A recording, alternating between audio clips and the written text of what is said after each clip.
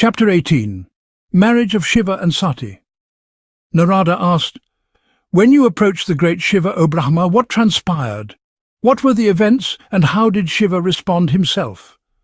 Brahmā replied, "I approached Lord Shiva, the ever-ascetic, who was residing deep within the sacred heights of the Himalayas. I had journeyed there with a joyful heart for the purpose of inviting him to the house of Dakṣa. Shiva, adorned with the bull emblem, glanced at me, the creator of all worlds, as I approached. In that moment, a flicker of doubt crossed his mind, a concern for the union he deeply desired with Satī. Shiva, ever enigmatic and inscrutable, seemed to momentarily embody the emotions of an ordinary man. Whether it was due to his true affection or simply as a divine sport in alignment with worldly conventions, or perhaps due to the purity of Satī's devotion to him, Shiva spoke to me with a depth of feeling that few would expect. Shiva spoke, saying, "O revered Brahmā, eldest among the devas, what has your son Dakṣa decided in the matter of Satī? Tell me quickly, lest this longing should consume my heart like Kama's own arrows. This anxiety, this fire of separation between Satī and myself burns only within me. She, however, sustains herself, her spirit unbroken and serene." Shiva's voice softened as he continued, "O Brahmā, respect the purity of the name Satī, truth. I am bound to her, and she is to be attained by none other than myself. O Brahmā, act accordingly and let no obstacles remain." Brahmā resumed his narration. Moved by Shiva's words, I recognized the profound significance of his adherence to divine conventions. Though he is the Lord of the cosmos, Shiva chose to follow these earthly formalities. To console him, I replied, "O bull-emblemed Lord Dakṣa, my son has indeed expressed his desire. He has declared, 'My daughter is meant for him. It has always been my intention.' Thus, what you seek is within your reach. Dakṣa has affirmed, 'I shall offer my daughter to him as a sacred gift, for this has been my long-standing wish. Let him come to my house in an auspicious hour, and I shall offer Satī to him as alms.'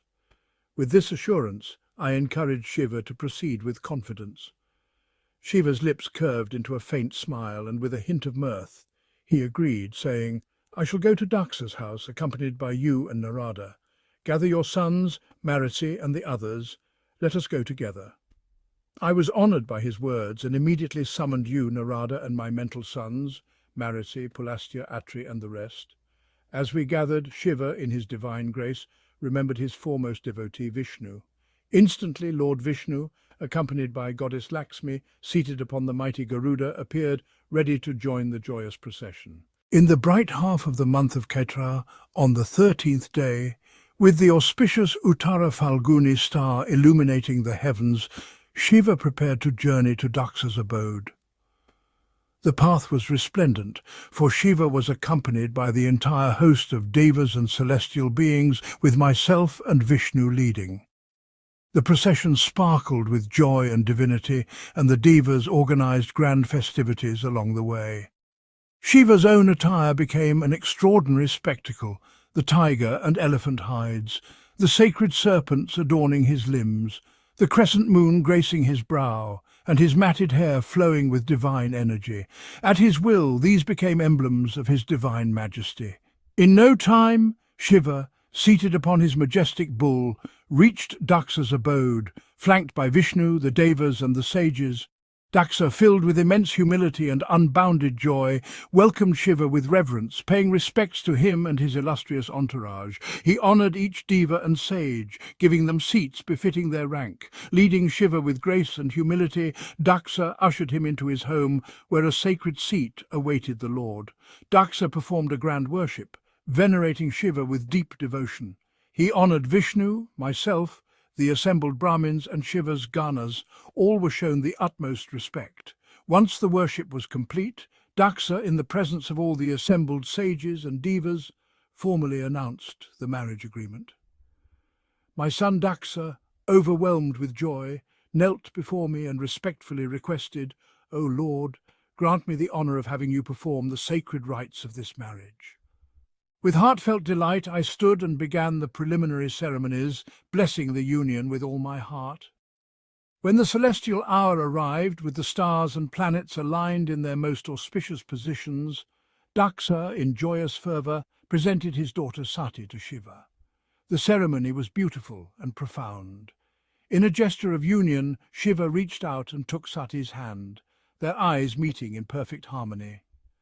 The assembly, with Vishnu, myself, you, Nārada, and all the other sages, bowed before Shiva, chanting hymns of praise and offering blessings to the divine couple. Festivities erupted, songs, dances, and the blissful celebration of love and unity filled the air. Devas and sages alike were enveloped in joy. With great satisfaction, Dakṣa, having fulfilled his duty, looked upon his daughter and Shiva with profound happiness. Sati and Shiva stood together, their union blessed by the entire cosmos. And so, with every auspicious sign, the marriage concluded in peace and prosperity, the heavens themselves bearing witness to the sacred bond formed between Sati and Shiva.